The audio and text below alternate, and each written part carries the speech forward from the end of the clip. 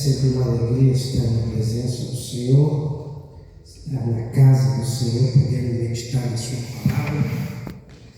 Dizer para os irmãos que esta semana nós meditamos nesta palavra, uma palavra maravilhosa sobre essa despedida de Paulo, então, da região da Ásia Menor. Estava voltando para Jerusalém e no caminho a Jerusalém a sua embarcação parou em Mileto, e de Mileto ele mandou chamar os anciãos da igreja para então fazer as recomendações finais e também dar instruções acerca do próprio lugar onde a igreja tinha sido estabelecida. Éfeso era uma cidade idólatra. Era uma cidade que adorava outros deuses. Nós vimos aqui na aula anterior que tanto Diana como a Ártemis eram os ídolos daquela cidade. E isso influenciava muito a vida dos cristãos que habitavam em Éfeso. Hoje nós vamos estudar a despedida de Paulo, então, dessa região, a volta dele para Jerusalém, entre lágrimas e alertas. Na lição primeira nós vamos estudar o ministério de Paulo como exemplo de fidelidade, advertências aos presbíteros contra os falsos mestres e também o cuidado pastoral de Paulo com os líderes da igreja. O primeiro tópico nós vamos ver ali um ministério vivido com coerência e entrega. Paulo apresenta seu ministério como um testemunho vivo de fidelidade ao Senhor. O que é fidelidade? A palavra fidelidade, ela vem do original grego pistos, que quer dizer aquele que os instrumentos têm aquele pistos, que é a fidelidade do som emitido. Então, a fidelidade da palavra é isso, você ouvir a palavra e retransmitir ela na íntegra, assim como Deus passa aos seus servos, aos profetas. No Antigo Testamento, os profetas sempre acautelaram tanto o povo como outros profetas de ser fiel na entrega da palavra que Deus tinha passado ao coração. Então a fidelidade, ela começa nessa entrega, não é no recebimento. O recebimento da palavra sempre vem da parte de Deus. Então a fidelidade de Paulo, um ministério vivido com coerência e entrega. Então vamos lá. Paulo se dedicou ao ministério de anunciar a palavra de Deus na íntegra àquilo que Deus passava para ele. Em 1 Coríntios capítulo 11, ele fala assim, sejam meus imitadores, assim como eu sou de Cristo. Então, quando ele coloca essa posição de que as pessoas que estavam ouvindo a palavra deveriam olhar para ele na questão da entrega. Então, se dedicar à obra, se dedicar à palavra, à instrução, ao ensino. Paulo não tinha o Novo Testamento como nós temos hoje, tudo já prontinho, Atos, os Evangelhos, carta aos Romanos. Ele não tinha, Deus estava passando para ele todas essas informações, já havia passado na preparação, quando ele ainda estava se preparando, quando foi ali, então, a casa de Judas, na rua da direita, ali, quando nós lemos aqui em Atos dos Apóstolos, para poder, então, aprender a palavra de Deus. Ele aprendeu diretamente com o Senhor Jesus. Não teve instrução de outros apóstolos. Os encontros dele com outros apóstolos eram, às vezes, até ligados a algumas divergências, porque a igreja cristã estava saindo do judaísmo e entrando agora na visão celestial que o Senhor Jesus tinha passado, cumprindo aquilo que já tinha sido estabelecido e o próprio Cristo já tinha cumprido. Então, um ministério vivido com coerência. Paulo era coerente nessa questão. ele não aliviava a verdade, porque ele também era judeu, então ele resistiu a Pedro. Olha que Pedro era um ancião da igreja, era inclusive um dos mais velhos, conhecedor da palavra, também apóstolo, né? Deixa eu fazer um parênteses aqui sobre a relação de apóstolo. A palavra apóstolo vem do original grego apóstolo, é aquele que recebe e entrega. Então a fidelidade tem que ser disso. Eu não posso ser apóstolo se Deus entrega para o Luiz Evandro, aí ele entrega para mim, daí eu vou entregar como apóstolo. Eu já não sou mais apóstolo. Ele é o apóstolo. Por quê? Porque ele recebeu direto do Senhor, direto do emissor, do enviador. E aí ele é o enviado. Então a palavra apóstolo é esse que traz a mensagem após. Pedro tinha visto Jesus pessoalmente e tinha recebido a instrução de Jesus. E aí alguns questionam Paulo. Mas Paulo então não era apóstolo porque não viu o Senhor? Não, ele viu. Nós falamos na aula anterior que em Atos dos Apóstolos capítulo 9 ele teve um encontro pessoal com Jesus e aí Jesus passou a palavra para ele. Então não existe apóstolo se não recebeu a mensagem de Deus.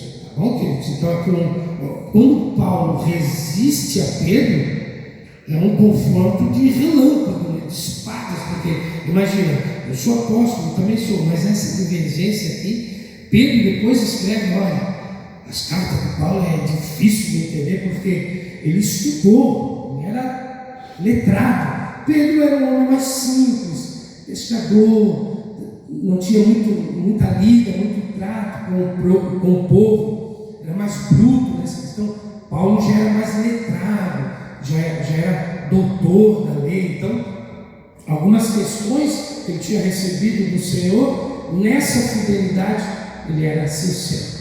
É assim e como? Aí Pedro, não, mas aí vamos circuncidar Timóteo, vamos circuncidar Tito. Aí Paulo era firme nisso. Não, a lei já foi cumprida, o Senhor Jesus já cumpriu a lei. Ele foi circuncidado, né? Como diz lá em Marcos capítulo 12. Vamos lá. 2 Timóteo 4, do 6 ao 8. Abra sua Bíblia ali, vamos estar lendo. Como nós estamos na escola bíblica, nós vamos ler bastante essa passagem de Paulo em Mileto. 2 Timóteo, capítulo 4, versículos 6 ao 8. Olha só aqui quando ele começa a falar. Guardei a fé. Desde agora a coroa da justiça me está guardada, a qual o Senhor justo juiz me dará naquele dia, e não somente a mim, mas também a todos os que amarem a sua vida. Então a pregação do Evangelho de Paulo era para preparar a igreja para a volta do Senhor Jesus. Então a igreja ela tem essa síntese, essa ênfase. Nós temos que estar preparados para a volta do Senhor Jesus. Não estamos aqui nos preparando para ser apenas cultuadores ou adoradores ou mestres na palavra. Não, nós temos que estar preparados para a volta do Senhor Jesus como guarda da verdade. Então nós falamos aqui sobre a parte da apóstolo, né? Essa fidelidade apostólica tem que existir para que o Evangelho receba a continuação na sua excelência, naquilo que a palavra revela. Ninguém pode dizer aquilo que acha ou aquilo que pensa se a palavra de Deus não fala. Então essa fidelidade apostólica como guarda da verdade. Falamos aqui da palavra fiel, que é exatamente aquela ressonância do que se recebe. Assim é o profeta, não é? O profeta recebe a mensagem de Deus e passa para a igreja, ou passa para um irmão específico quando Deus mostra, vai lá e diz para ele isso. Ele vai lá e diz, ele não pode dizer aquilo que Deus não falou, não é? Essas são as profecias dadas por Deus. Não é profecia bíblica, não vai existir uma nova profecia de que Deus está construindo uma nova verdade, uma nova palavra. Isso não. Se houver alguém, Paulo também diz: olha, se aparecer alguém falando aí outra verdade que não é essa que eu vos ensino, seja anátema, ou seja, é vazio, é maldito, não existe, não é verdade. Então a profecia sobre destino da humanidade, a redenção da igreja, está na palavra, está na Bíblia, de Gênesis a Apocalipse, né? Ainda que nós sabemos que existe a Bíblia que contém outros livros que não estão na nossa, que são considerados livros apócrifos, né? Que não são inspirados por Deus, mas aspirados pelo homem, né? Tem uma relação bem grande. Em algumas denominações 7 livros, mas em algumas outras muito mais livros. Mas os livros inspirados por Deus está aqui na palavra de Deus, na Bíblia Sagrada, de Gênesis a Apocalipse. Então, a fidelidade apostólica, nós como crentes, quando recebemos de Deus a comissão de anunciar o Evangelho, nós temos que ser fiel na entrega desta palavra, desta profecia. Em Atos dos Apóstolos, capítulo 2, a partir do versículo 37, diz a palavra de Deus que os cristãos, no início da primeira igreja, no século I, eles se reuniam nas casas. Falamos na aula anterior, né? Essa é uma continuação da aula 8. Temos ainda mais 5 aulas para terminar esse trimestre.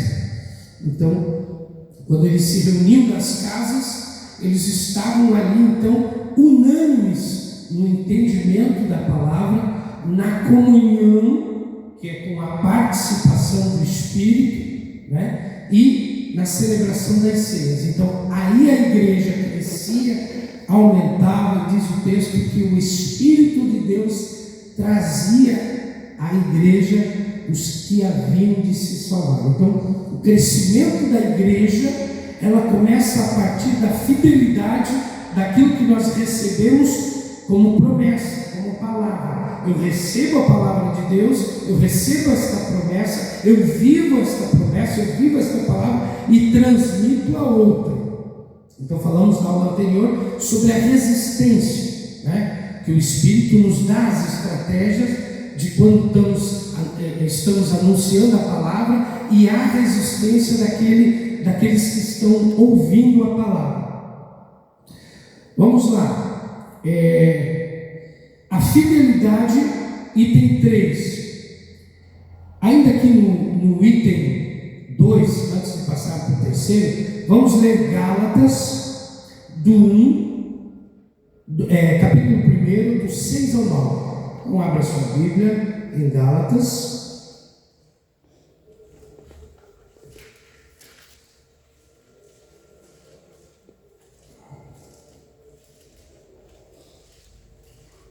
Gálatas capítulo 1,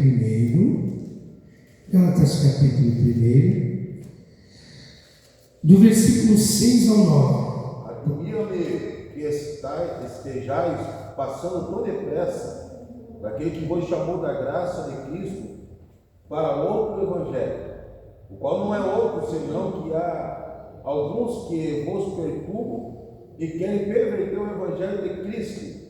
Mas ainda que nós mesmos, um anjo vindo do céu, vos pregue evangelho que vá além do que vós temos pregado, sejais anátema, assim como já dissemos, e agora repito: se alguém vos prega evangelho que vá além daquilo que recebeste, seja anátema. Então, complementando a fidelidade apostólica como guarda da verdade.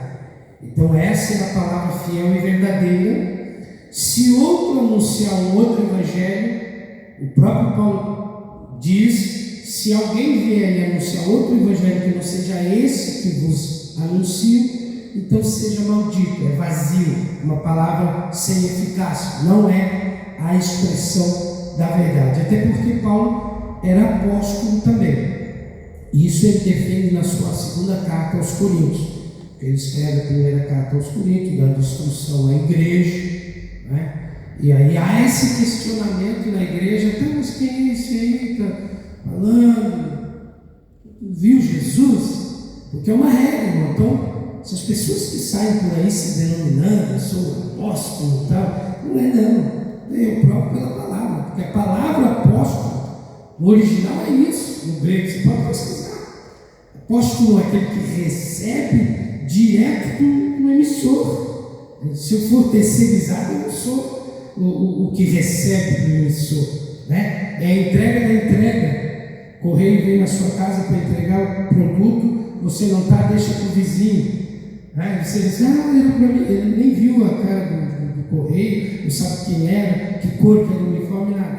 Então, assim é a palavra. A palavra, na verdade, é essa que foi instruída de Jesus para os apóstolos. Então, tem muitos falsos apóstolos aí fora, criando novos evangelhos, novas regras, né?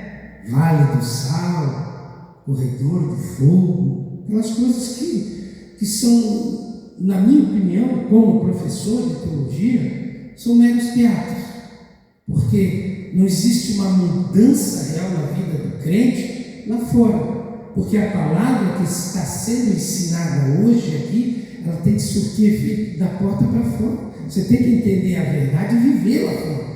Porque se nós ouvirmos a palavra aqui e não cumprirmos lá fora, né, Jesus mesmo diz no Evangelho que é igual a onda do mar, fica vazio.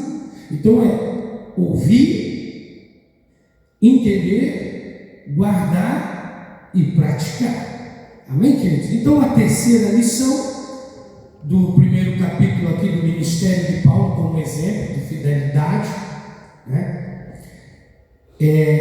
a fidelidade diante do futuro e consciência irrepreensível.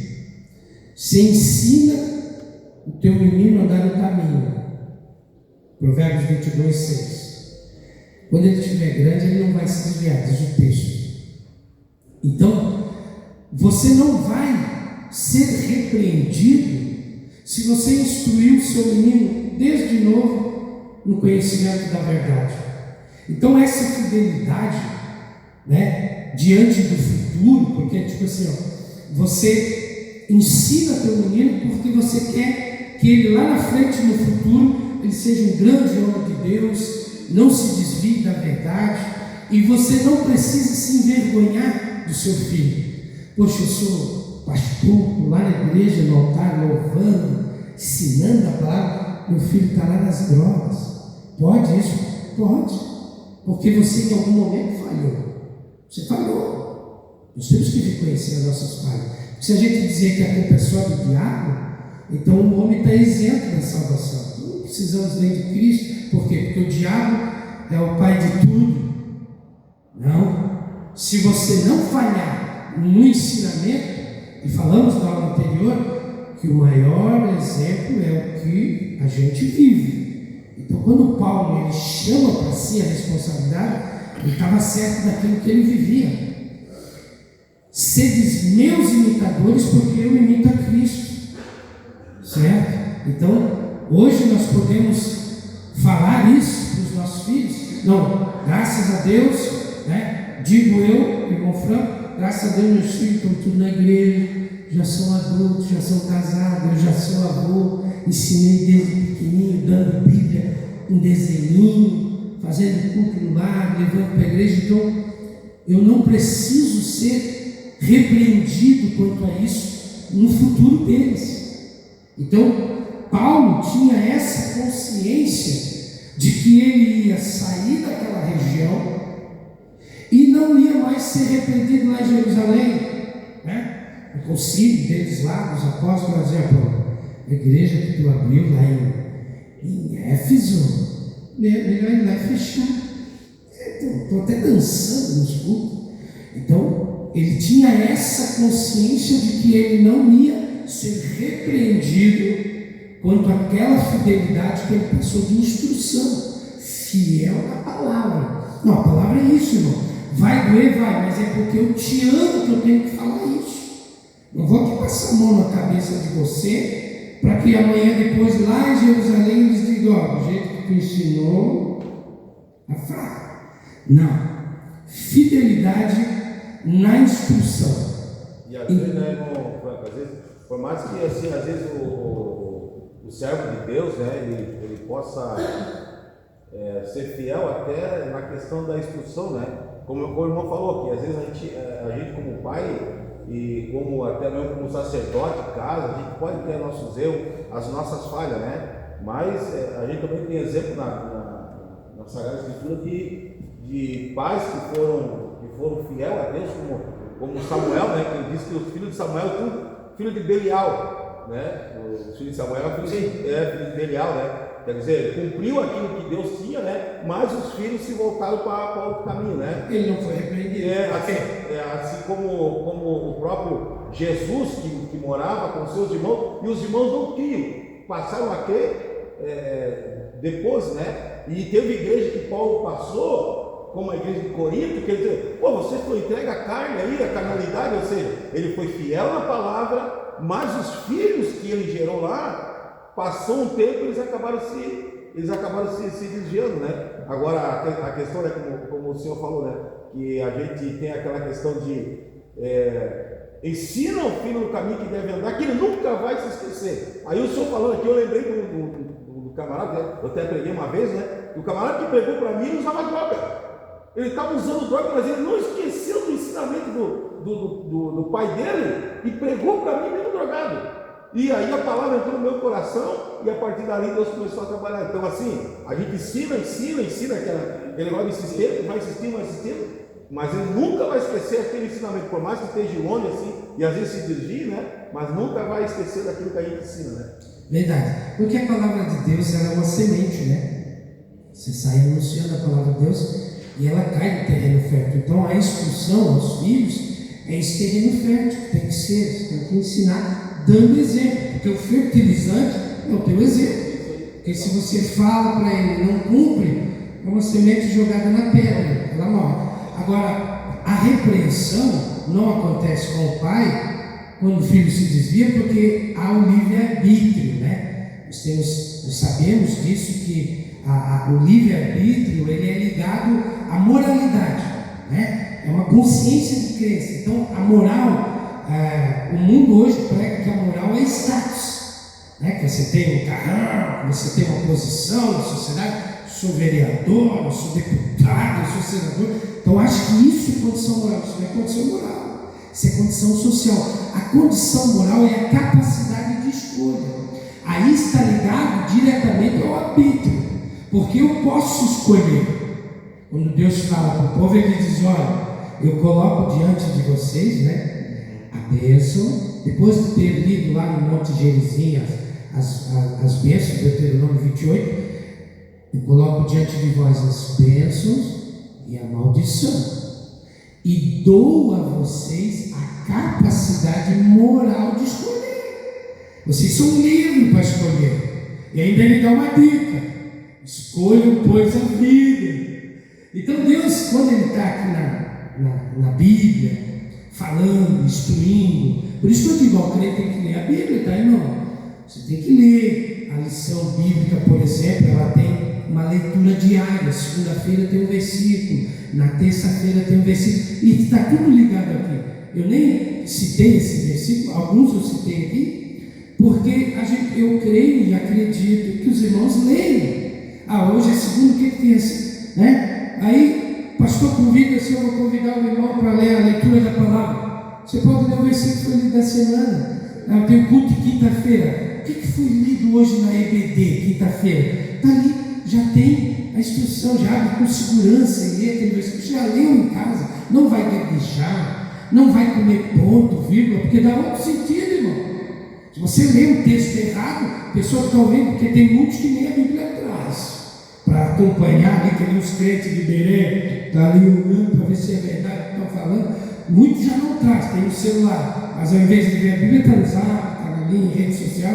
Então já é dificultoso ensinar para os irmãos a palavra que os irmãos não leem, né? E aí então Você tem que ler segunda-feira, terça-feira, quarta-feira, quinta-feira, sexta-feira, né? Eu sempre tiro um dia da semana para poder fazer um estudo da palavra bíblica. Um dia da semana. Eu estava um pouco ausente do EBD, mas eu não estava ausente da Bíblia, não. Né? Os irmãos sabem que eu casei, eu precisei me afastar, fui viajar, passei na Bíblia. Então eu me afastei uns 6 meses da EBD, mas eu não me afastei da Bíblia nem dos livros. Por quê? Porque nós precisamos de alimento sólido, essa fidelidade de Deus na sua palavra. É a palavra que dá vida, é a palavra que dá instrução. Então o crente que vem para a igreja, mas não lê a Bíblia, ele é fraco.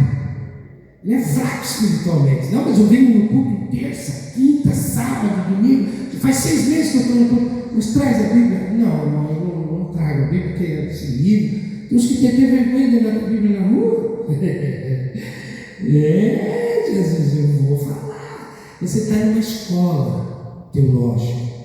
A IBD é o ensino básico das Escrituras, a escola bíblica dominical. Mas nós temos o ensino médio, que é o EPOS, e nós temos o Refidim, que é a faculdade. Nós temos ensino médio, ensino superior, ensino fundamental das Escrituras, para você ser um cristão autêntico, conhecedor da verdade e de graça. Hoje era para estar cheio, porque eu quero ver, eu quero ouvir a verdade, o que a Bíblia ensina de verdade, porque eu vou vir para essa igreja, eu vou trazer a minha família para congregar aqui sem medo de estar num lugar onde eu não vou para a eternidade com Jesus. Então nós temos que ver a porta que está aberta, uma igreja que é fiel às Escrituras, é fiel à verdade, é fiel à palavra. Nós temos aí um estudo doutrinário semanal, nós temos um grupo da IBD, aqui eu acho que o Luiz Evandro, o irmão Domingos fazem parte. Toda semana é descarregado o material do estudo da semana inteira. Você só precisa ler. Ler. Pastor, eu não venho na IBD porque eu não tenho condições de comprar o livro. Eu dou gratuito, se você quiser ler. Não, eu não tenho condições de comprar. Eu dou o livro. Eu dou em PDF.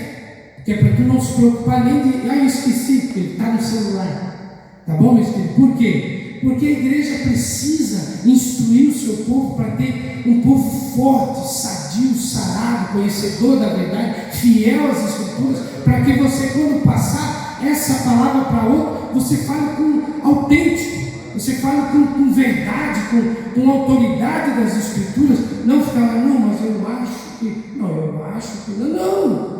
Tu não leu? Está ali? Então lê. Paulo falou, se pregar outro evangelho, então não adianta vir aí com tábuas de Moroni, com Jesus Cristo, o último guia de Jesus. Não. João Ferreira de Almeida, ARC, a Bíblia que eu sempre ensino para os alunos.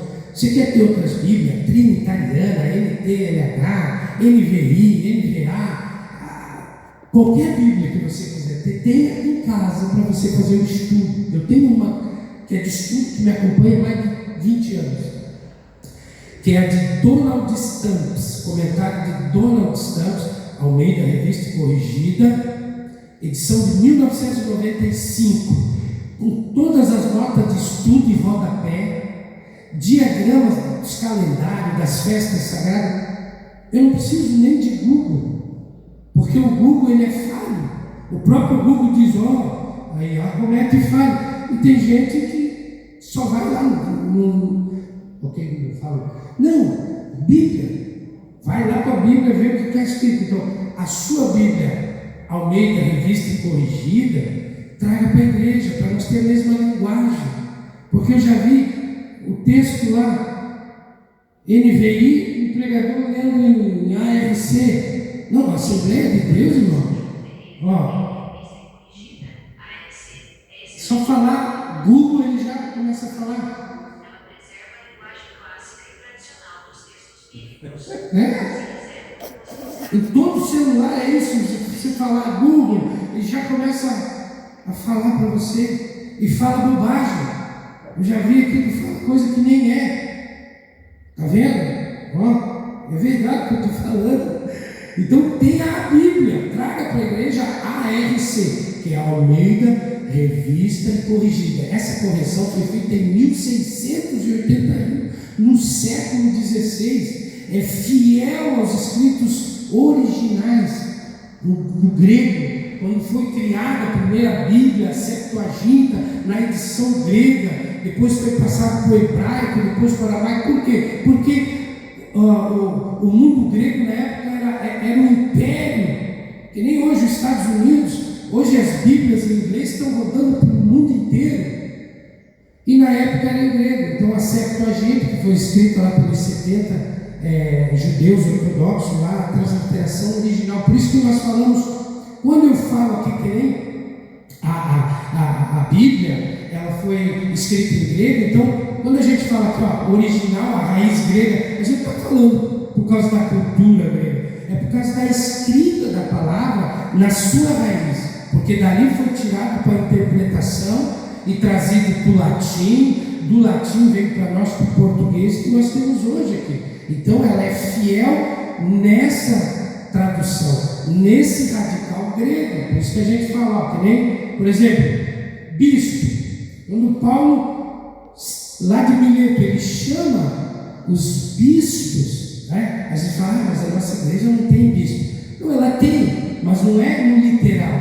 É o original grego, que a palavra bispo é da palavra episcopos. Quando Paulo mandou chamar os episcopos, o que é episcopos? São os bispos. Não tem um texto da palavra de Deus que fala sobre aquele que almeja o episcopado, né? Ele está falando lá do episcopos, que é a questão da organização e da supervisão do rebanho. Paulo tinha os pastores, eram os supervisores da igreja. Eles eram os anciãos. E os anciões, né, os anciãos, eles eram as pessoas mais conhecedoras. Eram os mais conhecedores da palavra, os de maior idade. Então, há uma regra, né? Então, primeiro eram os de maior idade, depois eram os de maior tempo de conhecimento da palavra, depois eram de mais dedicação.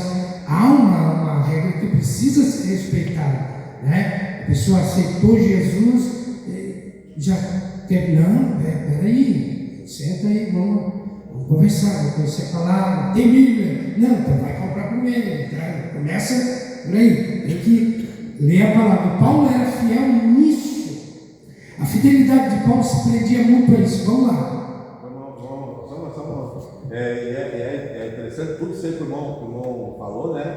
E o importante é que a gente na escola bíblica dominical, né? Você pode, às vezes os irmãos estão com dúvida, eles vão para casa com a dúvida. Não, levante a mão, pergunte, questione. Eu sou assim, eu não saio daqui sem dúvida. Eu tenho bastante dúvida. Aí o professor que vai ali na aula, às vezes sofre comigo porque eu quero saber, eu quero entender. Porque eu preciso entender, eu preciso ter o entendimento da palavra também, para não sair daqui falando bobagem. Né? Sim. Então eu preciso, é por isso que eu questiono, eu pergunto. Eu sou um cara que eu não saio daqui sem dúvida. Eu estou numa aula e eu quero aprender. Às vezes eu fico até, só eu falo, mas eu quero aprender, gente. E assim vocês não saem sem dúvida. Se a gente não souber responder, né, sim. Aí a gente vai dar um jeito. Deixa para outro domingo, vem para outro domingo, a gente responde a pergunta que foi feita aqui, não tem problema nenhum, porque ninguém sabe tudo. E nós estamos aqui para aprender. É isso aí, para ser fiel à palavra e ao ministério. Isso. Então, se os irmãos quiserem interagir, levanta a mão, pode fazer pergunta dentro daquilo que nós estamos estudando, né? Daquilo que nós estamos tratando, né? Não vai perguntar aqui, dízimo para salvação, no meio da conversa, não. Dentro do que nós estamos estudando, você pode pedir que nós vamos passar a palavra, vamos instruir dentro daquilo, porque assim, todo professor da EBD, ele estuda aquela lição, então ele lê tudo acerca daquela lição, de segunda a sábado, para chegar no domingo aqui e passar para os irmãos aquilo que o pastor, né, pastor Gabriel preparou, que é essa lição. Claro que daí fugir desse texto vai atrapalhar a aula. Mas se tiver dúvida, pode vir, irmão falou aquilo ali, eu não entendi como é que funciona e tal. A gente vai passar a instrução até pelo grupo do WhatsApp, ou manda para o irmão, texto, enfim.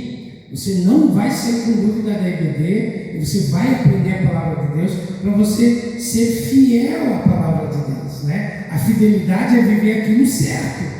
Me ensinaram errado, eu estou fazendo errado ali, eu chego em casa, me benzo, porque falaram que tem que se benzer para entrar, se pé direito, aprendendo coisa que não é, vivendo coisas, verdades lá fora, né? Então nós temos que viver a palavra de Deus, né?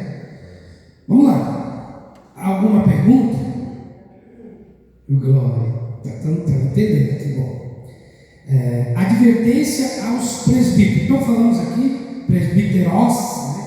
Ou presbiteroi, original grego, que significa os anciãos. Isso já vem do modelo judaico, porque o judaico também tinha lá a sinagoga, ele tinha um templo lá de adoração, que era o templo que Salomão construiu, e tinha em outros lugares pequenas sinagogas para as reuniões semanais.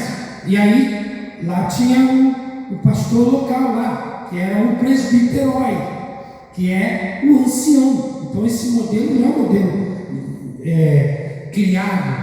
Não, a igreja agora criou isso. Não, isso já veio do modelo judaico, que era o ancião da igreja. Por isso que há denominações aí que só tem presbítero, não tem pastor. Não tem pastor, não tem bispo, não tem padre, não tem apóstolo, não tem semideus, não tem nada. É só presbítero. Por quê? Porque já traz da cultura judaica, porque a igreja cristã saiu de dentro do judaísmo, o cristianismo saiu de dentro do judaísmo, né? Porque o Cristo, que é o sacrifício inicial, ou o testamento inicial, ele era judeu, né? Nós conhecemos aqui a história de Jesus. Vamos lá, a lição de número 2, advertência aos presbíteros contra os falsos mestres. Está vendo como existem falsos mestres? Existe. E pior, falsos mestres não de fora para dentro, o que seria a polemia, de dentro para fora. Então existe a polêmica que vem de fora para dentro. Tem pessoas que vêm com conhecimentos distintos ou errados, não corrigidos, e vem e traz essas polêmicas para dentro da igreja. Por isso que quando uma pessoa aceita Jesus, ela vai para o estudo inicial, que é o discipulado, né? Ele vai ali se preparar para o batismo nas águas, para o arrependimento da vida, apagar da mente todas aquelas doutrinas de espíritos, né? Para depois ela então entrar pelo caminho, passar para dentro da igreja, participar da ceia do Senhor, conhecer a palavra, né? Então a advertência que Paulo estava fazendo, porque nós olhamos o texto e diz: Paulo em Mileto chama os anciões para fazer aquele cafezão com bolo, né? E dá um abraço, e Pai do Senhor, e dá aquela alegria. Não, ele sabia que lá em Jerusalém ele não ia ser repreendido. Paulo, a igreja que tu deixou lá, não, os irmãos estão tudo desviados. Não. Então o Espírito Santo já impeliu ele. Estava voltando da Macedônia, parou em Mileto. A parada de tantos dias ou tantas horas, até abastecer o navio, tratar lá do pessoal que trabalha na tripulação, levou alguns dias. Então Paulo desceu e disse: olha, eu não posso ir até Éfeso, porque senão eu perco o ônibus. Então manda chamar. Mandou um mensageiro. Veio toda a igreja? Não, só os anciãos, aqueles a quem ele instruiu, a quem ele preparou. Então eles fazem aquela reunião. Paulo dá a advertência: olha, não pensa que só porque vocês estão aqui sentadinho, bonitinho, cultuando o Senhor Jesus, que não vem problema de fora. A cidade é idólatra. Tem lá Artemis, a Diana, tem aqueles mágicos. Muitos tinham queimado, nós falamos na aula passada, que muitos queimaram lá seus livros de magia, né? E agora passaram para o Evangelho. Mas os que não queimaram e não passaram, vão ficar pelejando do mesmo jeito. Demétrio estava no prejuízo, porque ele fazia imagens para vender e agora tinha perdido a receita. Com certeza ele ia contra-atacar a igreja. Paulo sabia disso, ele conhecia essas pessoas, então ele manda chamar e faz aquela reunião. Então vamos lá: advertência aos presbíteros contra os falsos mestres. Abre em 1 Timóteo 3. 1 Timóteo 3, vamos ver o que ele, na carta a Timóteo, ele recomenda, porque Paulo sempre teve esse cuidado de sempre instruir o povo falando a verdade. Então, 1 Timóteo 3, do 1 ao 7, né, diz assim: esta é uma palavra fiel. Se alguém deseja o episcopado, excelente obra deseja. Aqui é episcopos, né? A palavra episcopado vem do episcopos, que é a supervisão, a regência, a direção. Convém, pois, que o episcopo ou o bispo, né, seja irrepreensível, não precisa ser repreendido por estar fazendo coisa errada. Irrepreensível é que não requer repreender. Marido de uma mulher, tem que ser casado, não pode ser solteiro. Vigilante, né? Não é trabalhar lá na FT, né? Nem na Odebrecht, não. Vigilante quanto à escritura. Fiel, lembra do pistos, fidelidade.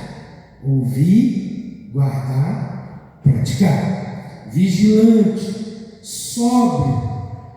O sóbrio é aquele que não é, que gosta de tomar um vinhozinho no almoço, né? Uma cervejinha no churrasco lá com os pais, final de semana, dia dos pais, com a família. Não, sóbrio, decidido, convertido e ciente. Porque, irmão, o mundo oferece. O mundo oferece. Irmão de carne. Você vai na casa do irmão, não, misericórdia. Então o mundo está à nossa volta, assim, empurrando para entrar na nossa alma, na nossa vida, no nosso costume. Nós temos que ser vigilantes, sóbrio. Não quero. Eu estou sozinho, ninguém está vendo, ninguém. Não, sóbrio, porque a consciência de que há um Deus que tudo vê. Né? Honesto. Honesto. Pediu emprestado, devolve. Pedir dinheiro, paga. Né? O pastor tem falado aqui, o cristão que não consegue, né, cumprir as suas finanças é desorganizado. Porque a finança é uma questão de organização. Porque trabalhar, todo mundo trabalha. Precisa trabalhar. É bênção lá de Gênesis. Comerás conforme o teu trabalho, o teu rosto. Então já é bênção de Deus. Trabalho não vai faltar. Né? Eu não tenho, porque eu não trabalho porque não tem, porque já tem uma bênção. Porque o homem vai ter emprego. E aqui já vi, tem bastante emprego. Vamos lá. Honesto, hospitaleiro. Hospitaleiro, irmão. Não é na sua casa, é na igreja. Está ali na recepção. Eu já levei pouca pedrada ali na entrada da igreja. Os irmãos sabem, vocês também, eu tenho certeza. Porque às vezes o porteiro, que a Bíblia fala em porteiro, nós é que cremos, os recepcionistas, os recomendadores, os largadores, nós é que damos tipo, a Bíblia fala em porteiro. O porteiro é o ministério, está ali cuidando. Então o irmão já chega na igreja, ele já vem tribulado, porque o vizinho já brigou com o cachorro, gato, sei lá, ele já chega ali, ele precisa de uma palavra, Pai, Senhor, seja bem-vindo. Mas tem porteiro, né? Eu vou falar, que fica ali dando canelada, fica ali cobrando dívida. Senhor, tu não vai parar? Não, fala, pastor, então, não pode. Porta é para abrir para os irmãos, hospital hospitaleiro, seja bem-vindo, em nome de Jesus. Pronto, a pessoa ela já entra com a graça, já senta aqui glorificando. E aí, a pessoa fica lá em cima, levanta a mão, vamos glorificar, vamos adorar. Não, mas ali na porta ele está já levando paulada, não. Se você deseja trabalhar na obra do Senhor, você precisa ser hospitaleiro, amar o irmão, recepcionar o irmão na igreja. O irmão vem aqui na frente para orar, vem aqui na frente para orar. Ainda cedo, 10 e 15 eu vou passar. Você vem aqui na frente para orar pelo irmão, você vai orar pelo irmão. Se for a irmã, a esposa do irmão, não precisa estar tocando, você levanta a mão, o poder é de Deus, não é teu, que está pegando, não, ora, Pai, em nome de Jesus, abençoa e tal, você é hospitaleiro nessa questão. Então, Paulo cuidava muito dessas questões. Vamos lá, o Espírito Santo como originador do ministério, item primeiro, leia alguém que tem ali, já, e vamos ler Efésios 4:11. Já o pastor já separa Efésios 4:11, fala sobre a instituição do pastorado, e Jesus maravilhoso. Eu tenho mais 13 minutos, até 10h15, né? 10h30, né? Isso, então tá, vamos lá. Só vamos ver da lição.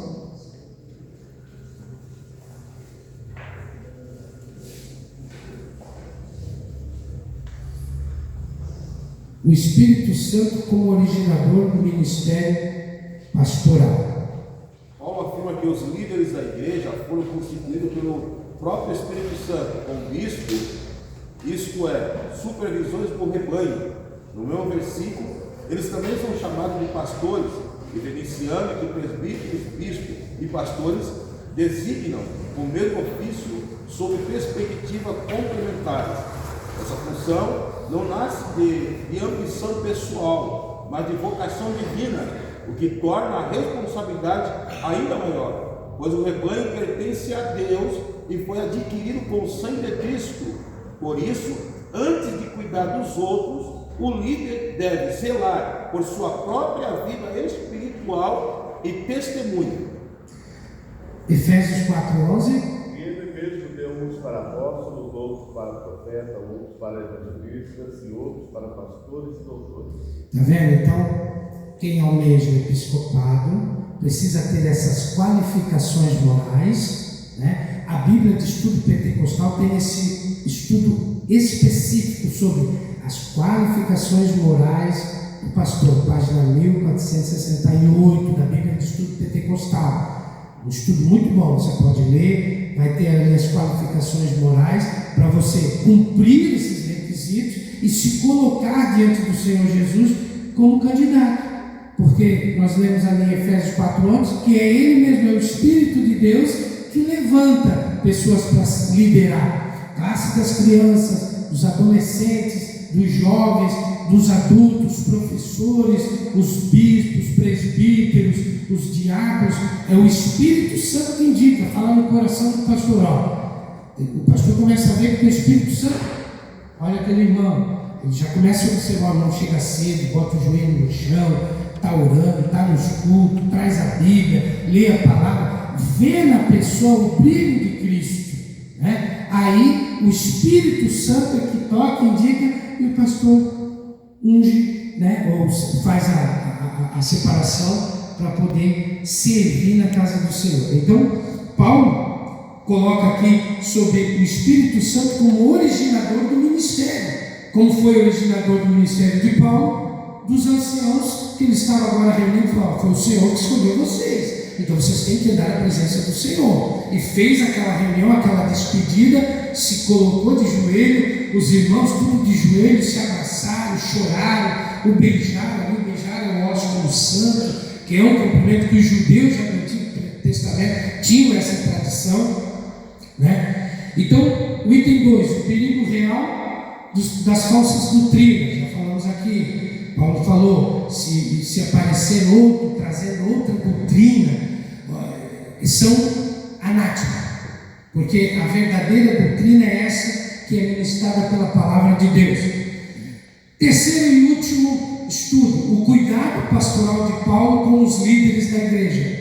Ele instrui tão perfeitamente os líderes de Éfeso, que lá em Apocalipse capítulo 2, abra lá Apocalipse capítulo 2, que é justamente a carta às 7 igrejas da Ásia. Então a primeira carta já vai para a igreja de Éfeso.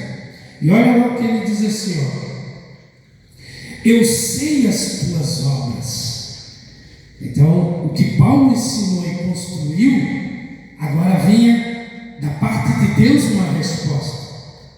Eu sei as tuas obras e o teu trabalho, e a tua paciência, e que não podes sofrer os maus, e puseste à prova os que se dizem ser apóstolo e não o são, e tu os achastes mentirosos. Estava ali.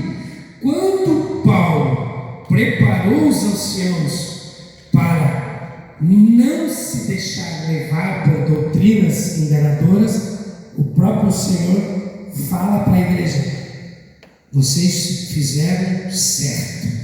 Então a boa instrução vai ter reconhecimento do Senhor. Então, quando nós estamos aqui pregando a palavra, ensinando os irmãos, muitos até podem dizer: pô, irmão, pegou pesado, né? Irmão, deu um... Não, é porque é verdade. Nós precisamos instruir a igreja para ela caminhar rumo à salvação, porque Jesus veio buscar uma igreja santa, pura, imaculada. Cantamos isso, então temos que viver isso para estar na posição. Amém, queridos? A palavra de Deus como fundamento seguro do ministério. Romanos 8,17. Abra aí sua Bíblia. Romanos 8,17. Eu ainda tenho 8 minutos. 7 minutos. Tá bom? Já vou passar para o pastor Luiz Evandro, que vai estar dando continuidade ao encerramento. Romanos. Abra lá em Romanos 8,17. Quem achou pode ler.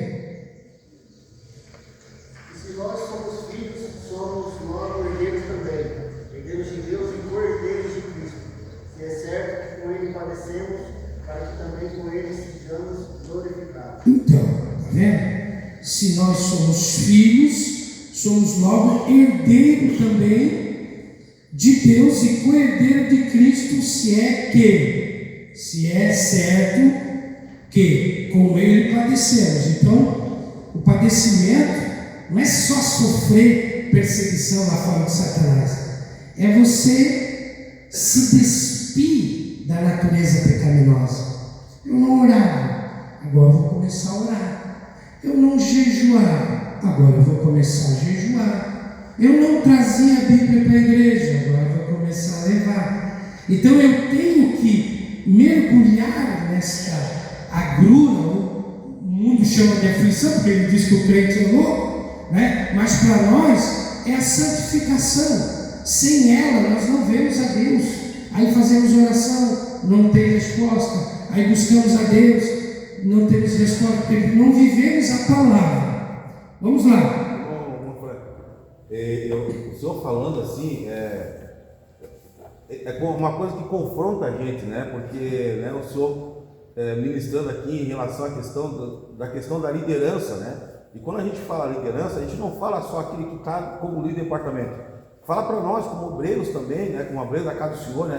Porque assim, ó, é um privilégio, né? A gente tem que ter essa consciência. Só pelo fato de Deus falar o coração do pastor, o pastor colocar alguém como líder, não, olha só, uma coisa vindo do céu, Deus falar o coração do pastor e colocar alguém como líder e separar alguém como obreiro da casa do Senhor, né? Para ser um referencial. E às vezes nós, né? Nós estamos que nem, como Deus falando a Malaquias, né? Que a gente está deixando, fazendo de balde, né? De qualquer jeito, de qualquer forma, as coisas, né? Então isso aí confronta a gente, porque a gente começa a perceber que a gente, muitas vezes, estamos muito longe do propósito divino, daquilo que realmente Deus quer para a gente.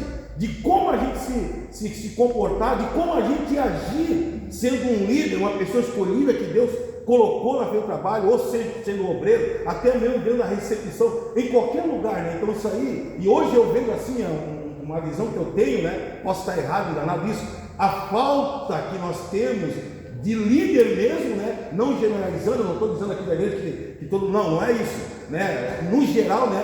A falta de bons líderes que realmente se conscientizam, que foram chamados por Deus, independente da circunstância, precisam trabalhar e ser um referencial, porque as pessoas estão de olho na gente. É uma coisa que chama a nossa consciência para a gente começar a pensar nessa questão, né? Sim, porque, veja, nós vamos liderar vidas que são do Senhor Jesus, são ovelhinhas, são almas que o Senhor Jesus comprou com o seu sangue na cruz, sacrifício vivo. No Antigo Testamento sacrificava o animal, tirava a vida do animal para depois pegar o sangue. Jesus estava na cruz vivo, sangrando, e ainda dizendo: Pai, perdoa-nos. Isso ninguém vai fazer mais, porque só o próprio Deus para estar ali. Então, se Deus levantou você para ser líder, você tem que ser brasa, não fogo de palha, tem que ser brasa, fogo contínuo, chama acesa, para dar continuidade daquilo que já tem e melhorar, aumentar. Mas não, lidera um departamento com 5, no ano seguinte tem 3. Não, é para crescer. Se começar a faltar, pode, devolve, porque para não se desviar. Senão, pastor, eu não estou preparado, vou orar, vou falar com o Senhor.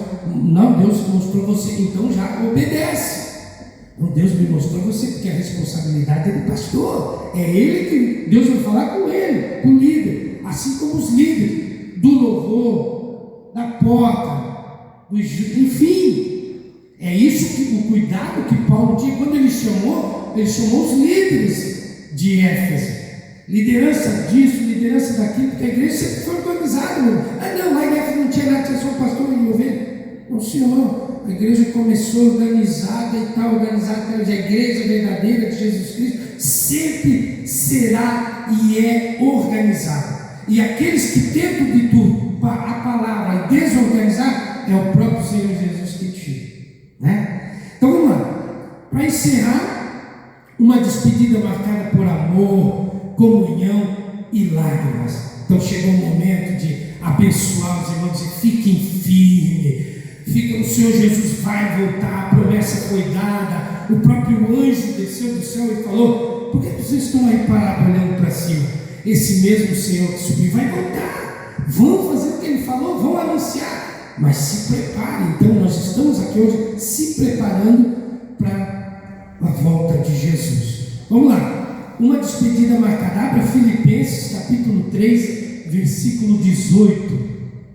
Filipenses capítulo 3, versículo 18, diz assim a palavra do Senhor: porque muitos há, dos quais muitas vezes vos disse, e agora também digo, chorando, que são inimigos da cruz de Cristo. Então a despedida de Paulo, ali com lágrimas, ele colocou para os irmãos: fiquem atentos, porque surgirão no meio de vós falsos doutores, falsos mestres, falsos pastores, falsos profetas, falsos ensinadores. Se não ensinar a Bíblia, a palavra de Deus, é anátema, maldito. Então, sempre olhe a palavra de Deus. Por isso que eu gosto de aqui, quando ensinar, está na Bíblia. Então, a despedida de Paulo em lágrimas, está aqui, ele mesmo fala: cuidado, porque vão surgir no meio de vós lobos devoradores. Há de ser que nos últimos dias vão ficar com comichão no ouvido, querendo ouvir coisa. Eu quero ouvir o que eu quero ouvir, eu não quero ouvir o que Deus quer me dizer, eu quero ouvir o que eu quero ouvir. E começa a buscar doutores para si, lá fora.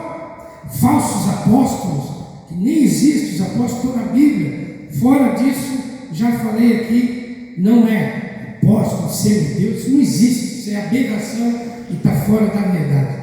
Conclusão, vamos ler a conclusão, e eu tenho ainda 30 segundos para passar para o irmão Luiz Eduardo. Amém?